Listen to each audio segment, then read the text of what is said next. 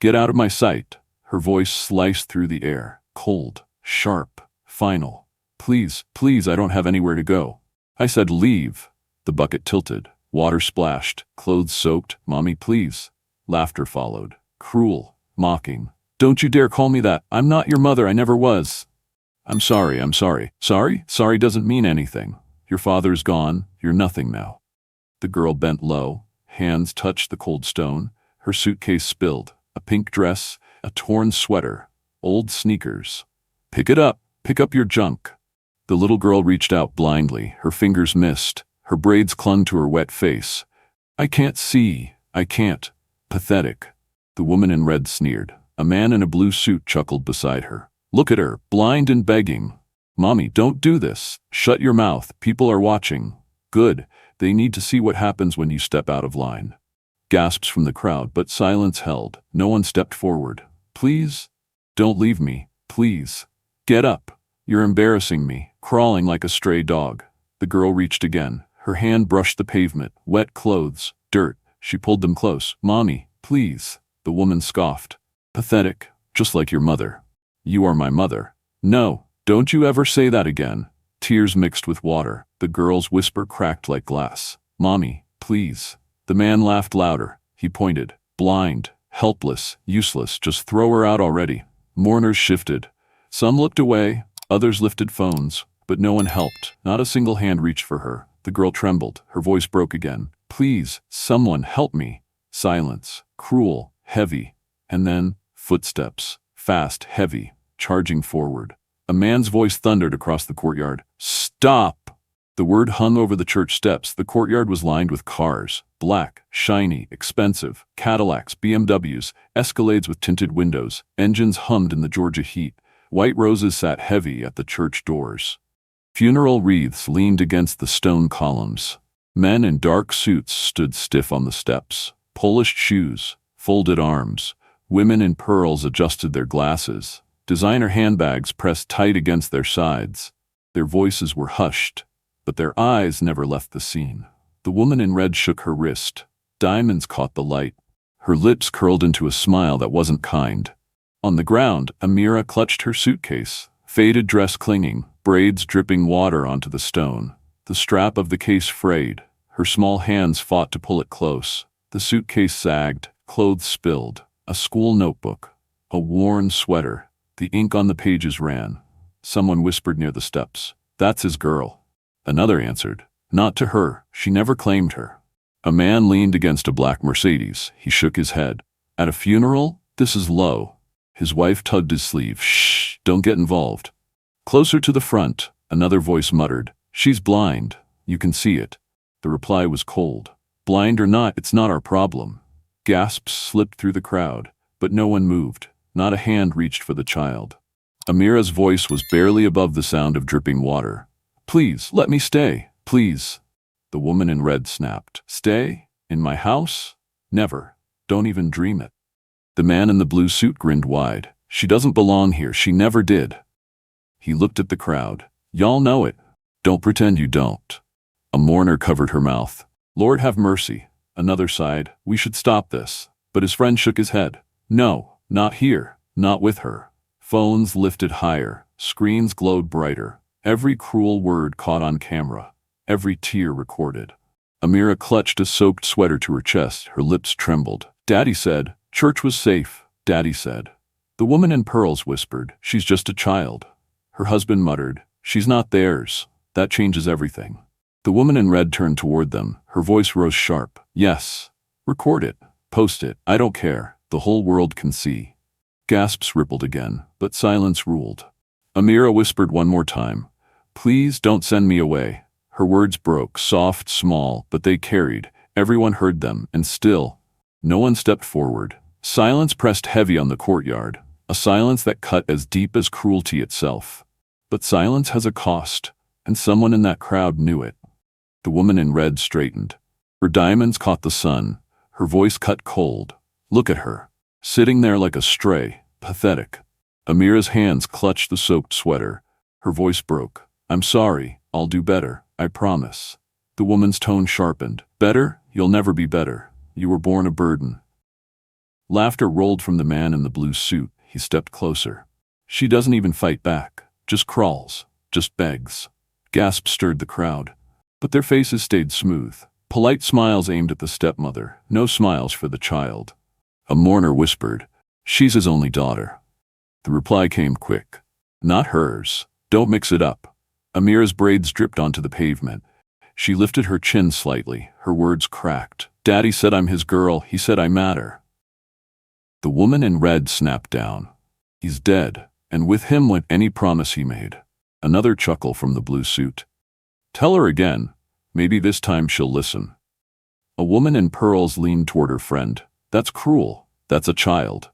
The friend shook her head. "Don't interfere. You'll regret it." Amira hugged the suitcase strap. Her whisper carried, "Please don't leave me. Please."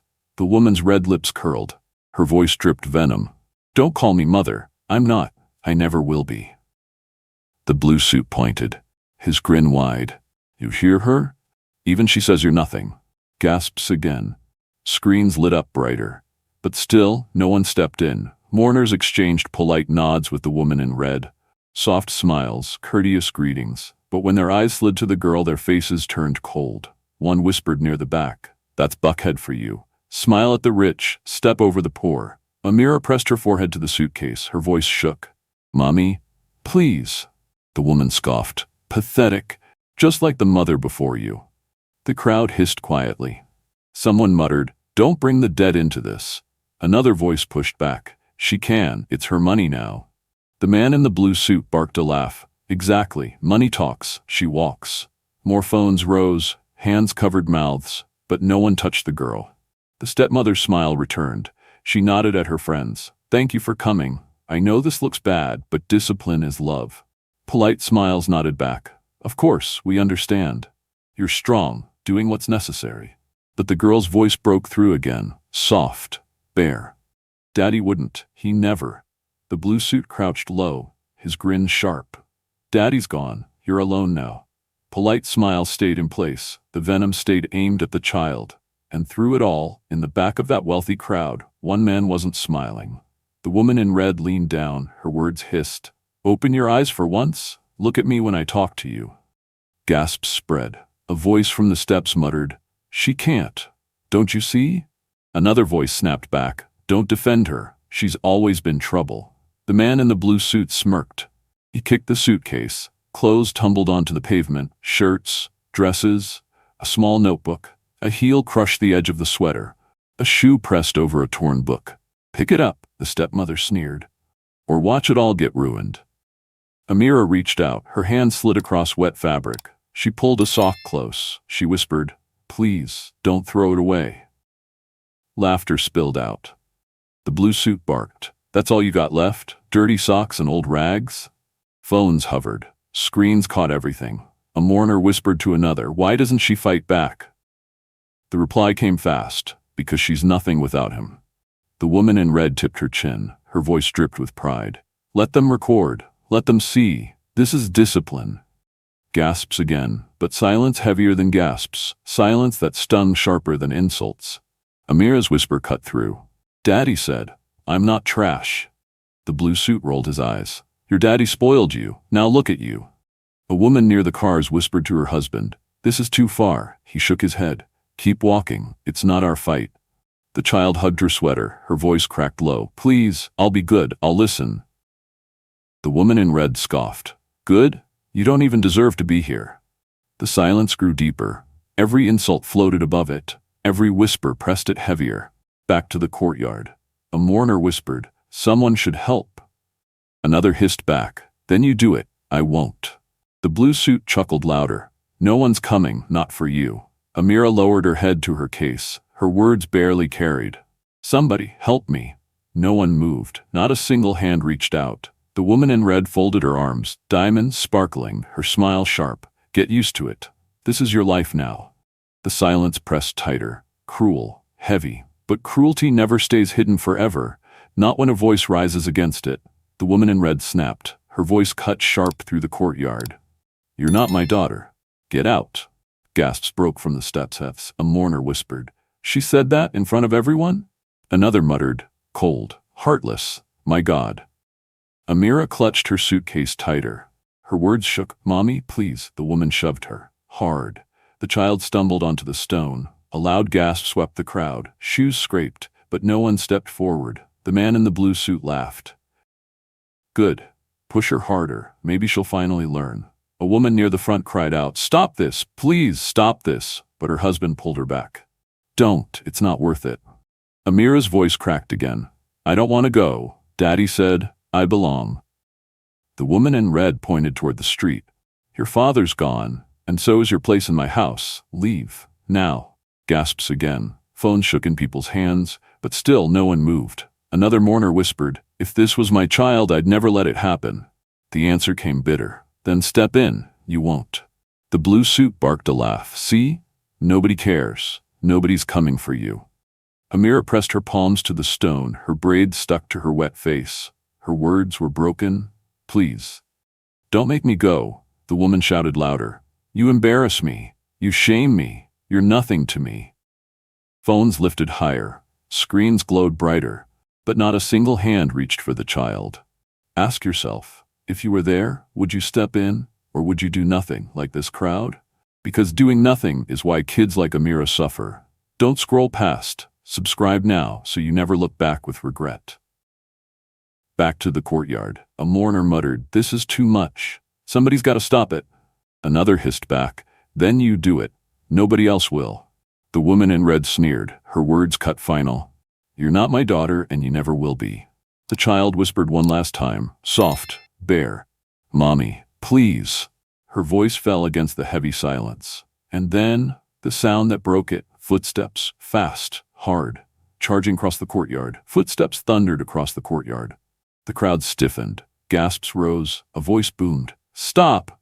Heads whipped toward the sound. Phones turned in unison. The woman in red froze. "Who dares?" The blue suit laughed, but softer now. "Another mourner? Sit down. This isn't your fight." The man pushed forward. Navy suit, crisp tie, black shoes cutting across the stone. The crowd parted. They knew his face. Whispers rippled. "That's Marcus King. Real estate. Midtown Towers. West End projects. Atlanta money. Serious money." The woman's smile faltered. Her voice tightened. "This doesn't concern you." The man's voice cut back. "It concerns me when I see a child humiliated at her father's funeral." Gasps again. Phones lifted higher. Amira's head tilted toward the sound. Her voice cracked. "Sir, are you here for me?" He stepped closer. He knelt, his hand rested gently on her shoulder. "Yes, little one, I'm here." The woman scoffed. "Don't play hero, you don't know her." His eyes locked on hers. "Don't I?" The crowd hushed. Whispers cut low. "He knows her family?" "What's the connection?" The man spoke steady. "Her father saved my life." Gasps spread wide. A mourner covered his mouth. Another whispered, "He said that in court once, years ago." The man's hand stayed firm on Amira's shoulder. "I was drowning, business failing. I was young, lost. He gave me a chance. He lifted me up when no one else would." He lifted the girl gently to her feet, and now it's my turn to lift up his daughter. The blue suit stammered. You can't mean that." The man straightened. His voice rang clear. "I do. From this moment she is not alone. Not today. Not ever." The courtyard shook with whispers. Phones caught every word, every diamond, every tear. The woman in red trembled. Her voice wavered. You can't take her. She's mine to deal with." The man's eyes burned. His words cut like steel. "She was never yours. She is her father's child, and under my protection now." The silence grew thick. No one dared laugh. No one dared whisper. And what he said next silenced even her stepmother. The man straightened. His voice cut through the hush. "This girl has more dignity, blind, than you'll ever see with both eyes open." Gasps, murmurs. Phones tilted higher. A mourner whispered, "He said that out loud." Another answered, "Good. Somebody had to." The woman in red stiffened. Her smirk cracked. She tried to laugh. It sounded thin. "You don't know me?" His words shot back. "I know enough. I know cruelty when I see it." The blue suit barked. "Careful. You're making a scene." The man's reply boomed. The scene was made when she poured water on a child at her own father's funeral. Gasps again. A woman near the cars whispered, "He's right. We all saw it." Another added, "And we filmed it. It's everywhere now." The woman in red snapped her head toward the crowd. "Delete it. Every one of you, delete it now. No one moved. No one listened. Whispers grew louder. She's finished. This will ruin her. Amira's small hands clung to her suitcase. Her voice cracked. Sir, she said I'm not her daughter. The man knelt again. He met her voice with steady words. You are your father's child, and from this moment, you're under my protection. Gasps turned to murmurs of approval. A man in a gray suit whispered, he's claiming her, right here. Another added, that's Marcus King. If he says it, he means it. The woman in red shook her head. You can't do that. She's mine to raise, mine to control. His reply hit harder. You never raised her. You broke her. And I won't let you break her again. The blue suit tried to interrupt. This is outrageous. Who are you two? The man cut him off. I am the one her father trusted, the one he saved, the one who owes him everything. And I pay my debts. Whispers rippled. He said it. Her father saved him. It's true. Years back, that deal downtown. Everyone knows. The woman's shoulders slumped. Her smirk was gone. Her hand trembled against her diamond bracelet. The phones caught it all. Every glare, every tear, every word. The man's voice steadied once more. From today, she will not beg. She will not crawl. She will not be thrown out, not while I have breath in my body. Murmurs swelled. Approval. Relief. Some even clapped. The woman in red looked around. The smiles she once commanded were gone. The polite nods had vanished. Her power collapsed in plain sight. She whispered through clenched teeth, You'll regret this. The man's reply cut her down. No, you will. The courtyard went silent again. But it wasn't her silence anymore. It was his, and he owned it. And justice didn't end that day. It spread far beyond those church steps. The courtyard emptied, but the story didn't. Phones lit up that same afternoon. Clips posted. Captions written. Stepmother humiliates blind child at funeral. Atlanta millionaire steps in. Hashtag spread. Justice for Amira. Atlanta church. Protect our children. Twitter feeds filled. Instagram reels replayed the moment. On TikTok, her whisper echoed, Mommy, please. Millions heard it. Millions shared it. A news anchor on WSB-TV Atlanta spoke. Viewers, tonight we bring you the shocking video recorded outside a Buckhead church. Another anchor added, the clip has gone viral nationwide. Community leaders are demanding accountability. Clips rolled across Fox 5 Atlanta, Channel 2 Action News, 11 Alive. Every frame replayed. The bucket, the shove, the words. Comment sections lit up. I can't believe this happened here. God bless that man for stepping in. That little girl deserves the world. At churches across Georgia, pastors spoke. A funeral is no place for hate. A child is no place for cruelty. On Peachtree Street, protesters held signs, Justice for Amira, painted bold. Chants carried into traffic. Inside the city, word spread faster. The man in the Navy suit, Marcus King, issued a statement. Her father gave me a second chance. I will do the same for her. Days later, cameras caught him outside a campus. The Georgia Academy for the Blind. Reporters shouted, Mr. King, are you sponsoring her education? He answered steady. Yes, and not just hers. Others too. We will build scholarships. We will build hope. Cheers broke out online. Comments surged. Finally, someone putting money where their mouth is. Atlanta needed this. And yet, beneath the cheers came a heavier truth. There are thousands of Amiras, children unseen, children unheard. Right now, there are thousands of kids just like Amira. And if you ignore this story, you're letting it happen again. Don't be part of the silence. Subscribe, share, because one day it could be your child, your niece, your neighbor. The video didn't just expose cruelty, it exposed silence, silence that let it happen, silence that made it worse. But silence has a cost, and this time it was paid in public, and so her story spread. Her name carried, her tears remembered. But this story isn't just about Amira, it's about all of us. The video ends, the silence doesn't. Now it's you watching, listening. So let me ask you, if you were standing there, would you have spoken up, or would you have stayed quiet, like the crowd? Comment below. I read every single one, and if you've ever been judged, ignored, underestimated, this is your moment. Tell your story. Don't let silence win again. Because here's the truth. Too many people hear stories like this and just scroll away. Click out. Move on. Forget. Don't be one of them. Hit subscribe, not for me, for every Amira still out there. because staying quiet is how cruelty wins. And if you can't even click one button, then you've already chosen the side of the stepmother.